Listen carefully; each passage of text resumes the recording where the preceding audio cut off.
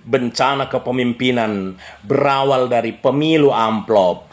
Bencana pemimpin amplop bagi warga amplop.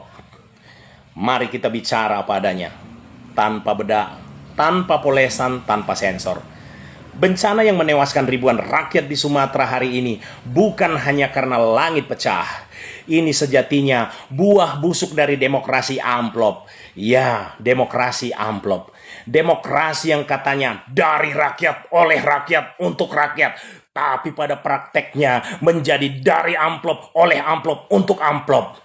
Sistem yang seharusnya memilih pemimpin berintegritas, berilmu, dan berwawasan kini berubah menjadi pasar gelap politik di mana masa depan bangsa dihargai setara uang bensin dan beras sekilo.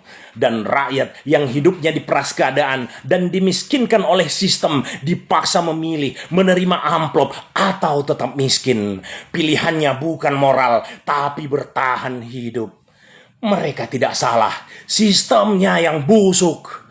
Lalu setelah amplop berpindah tangan, rezekilah orang-orang yang duduk di kekuasaan itu. Bukan karena kompetensi, bukan karena integritas, tapi karena mereka paling jago mengedarkan uang tunai sebelum hari pencoblosan. Inilah konsekuensinya, inilah konsekuensinya. Orang yang seharusnya mempelajari geografi dan ilmu bumi malah sibuk mempelajari cara menang tender. Orang yang seharusnya memahami mitigasi bencana malah sibuk menghafal teks klarifikasi. Orang yang seharusnya membaca data BMKG malah membaca peluang kamera mana yang paling bagus untuk pencitraan.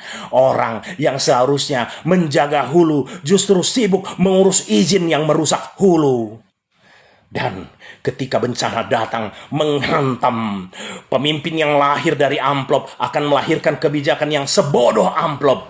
Rakyat menjerit, pejabat sibuk klarifikasi. Rakyat hanyut, pejabat sibuk konferensi pers. Rakyat berduka, pejabat sibuk meralat ucapannya. Rakyat menunggu bantuan, pejabat sibuk cari sudut kamera terbaik untuk pencitraan. Rakyat mati, pejabat sibuk mengatur narasi agar tidak disalahkan.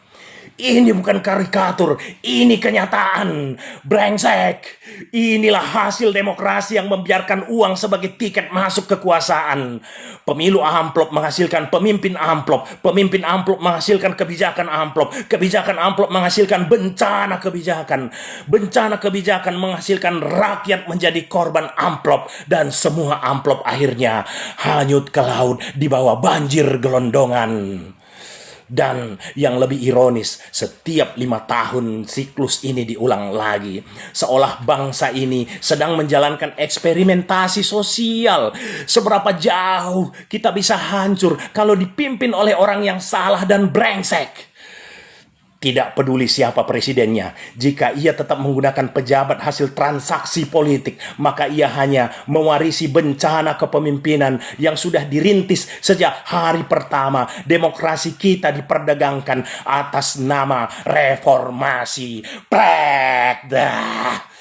Kita wajib jujur, bencana alam ini bisa dicegah, tapi bencana kepemimpinan tidak. Selama pemilu masih berbasis amplop dan sampai praktek politik amplop ini dihentikan, sampai rakyat bisa memilih tanpa harus digoda oleh kemiskinan yang sengaja dipelihara, sampai pemimpin dipilih karena kapasitas bukan karena cash amplop, maka setiap hujan adalah masa waspada, bukan pada badai, tapi pada ketidakmampuan orang-orang yang dipilih melalui amplop untuk menghadapinya.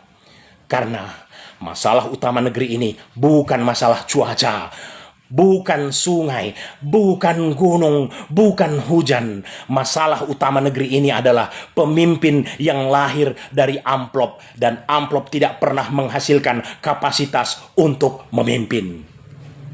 Paham sampai sini? Saya Engran Silalahi, guru peradaban Indonesia dari Sumatera Utara, Horas.